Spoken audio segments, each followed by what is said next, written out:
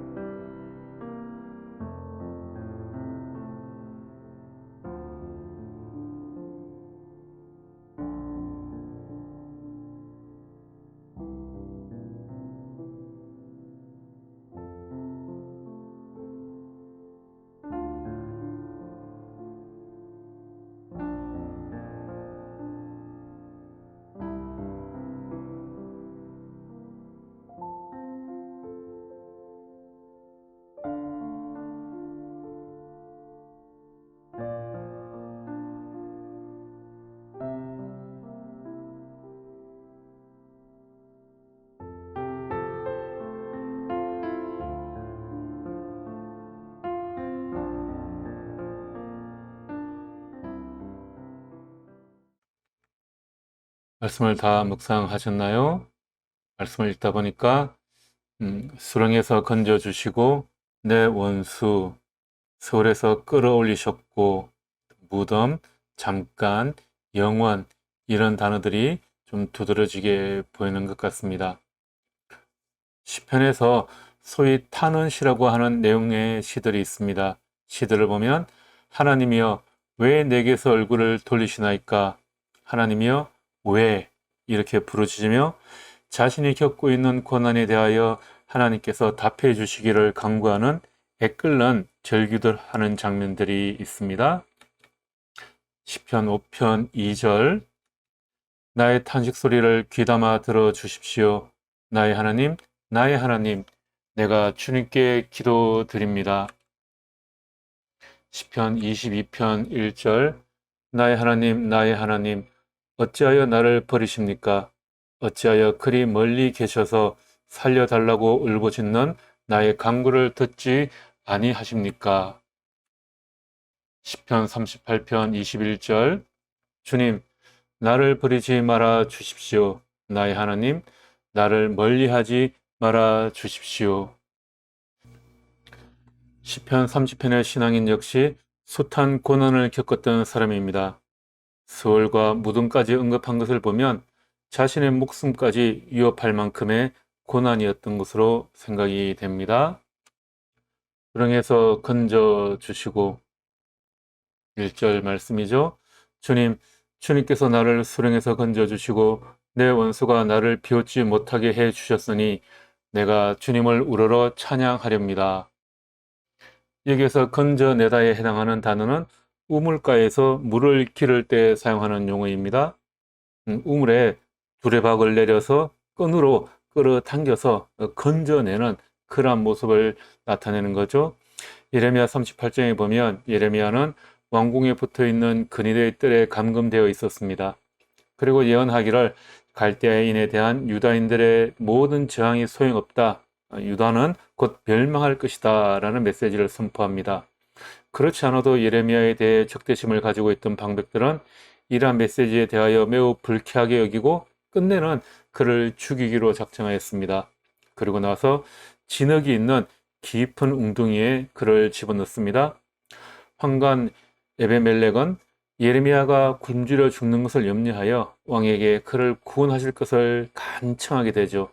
그리고 예레미야를 그 깊은 웅덩이에서 끌어내게 되는데 바로 이렇게 죽음의 구덩이에서 끌어올리는 상황이 바로 건져낸다라는 의미입니다. 우리가 진흙 구덩이 같이 그 깊은 웅덩이에 빠져 스스로의 힘으로는 도저히 빠져나올 수 없는 그런 상황에 처해 있을 때 하나님의 손이 그 어려움 가운데 임하셔서 하나님의 사람을 건져내십니다. 하나님이 우리를 죽음에서 구원하여 주심을 우리는 모두 다 경험하였습니다. 우리 모두 영원한 생명을 누리게 될 것입니다. 그것을 체험한 우리도 우리가 어떤 상황 가운데 처하든지 우리를 건져내 주실 주님의 손길을 기억하며 하나님을 찬양하기를 바랍니다. 잠깐, 영원, 5절에서는 주님의 진노는 잠깐이요 그의 은총은 영원하니 라는 단어가 대비가 되고 있습니다. 주님의 진노는 잠깐이요 그의 은총은 영원하니 밤새도록 눈물을 흘려도 새벽이 오면 기쁨이 넘친다. 여기서 이 잠깐이라는 말은 눈꺼풀을 깜빡거린다라는 뜻을 가지고 있습니다. 하나님이 진노하신다면 그것은 눈을 깜빡거리는 정도의 그 찰나에 불과하다라는 것이죠. 그 외에 우리가 시내버스를 타고 내릴 때 보면 어르신들은 동작이 느리시니까 내려야 할 때 바로 내리지 못하고 잠깐만 하고 이렇게 외치시는 경우가 많습니다. 그 긴 버스의 노선에 비하면 사람이 타고 내리는 시간은 잠깐에 불과합니다. 그렇듯이 우리의 신앙의 여정에서 하나님의 진노는 말 그대로 잠깐에 불과하다는 거죠. 반면에 하나님의 은총은 영원합니다. 여기에서 이 영원이라는 것은 영원한 생명을 의미하는 단어입니다. 욥이 고난을 받고 난 이후에 그는 내가 귀로만 듣던 하나님을 이제는 눈으로 보리라 라고 고백을 합니다. 놀라운 고백이죠. 고난이 왜 있었는지 왜 나에게 찾아왔는가 하는 그런 소모적인 질문에 더 이상 시간을 허비하지 않습니다. 왜 이런 고난이 자신에게 임할 수밖에 없었는가? 더 이상 하나님께 따져 묻지 않습니다. 그에게는 고난을 통하여 하나님을 새롭게 발견하는 것이 유익이었던 것입니다. 우리가 하나님께 받을 영원한 생명, 영원한 은혜에 비하면 주님께서 우리에게 내리시는 이 고난과 진노는 잠깐일 수밖에 없다는 것이죠. 그래서 그것이 우리에게 그 사실을 발견하는 것이 우리에게 유익이 될 수 있는 것입니다. 현재 우리가 겪는 고난은 장차 우리에게 나타날 영광이 견주면 아무것도 아니라고 나는 생각합니다. 지금 우리가 겪는 일시적인 가벼운 고난은 비교할 수 없을 정도로 영원하고 크나큰 영광을 우리에게 이루어 줍니다. 하나님께서는 우리 신앙인들이 고난을 피해 나가기를 원하는 것이 아니라 담대히 맞서서 기도하며 이겨 나가기를 원하십니다. 주님은 우리의 통곡을 기쁨의 춤으로 바꾸시는 분이십니다. 오늘 하루 그 은혜가 여러분들의 삶에 함께하기를 축복합니다.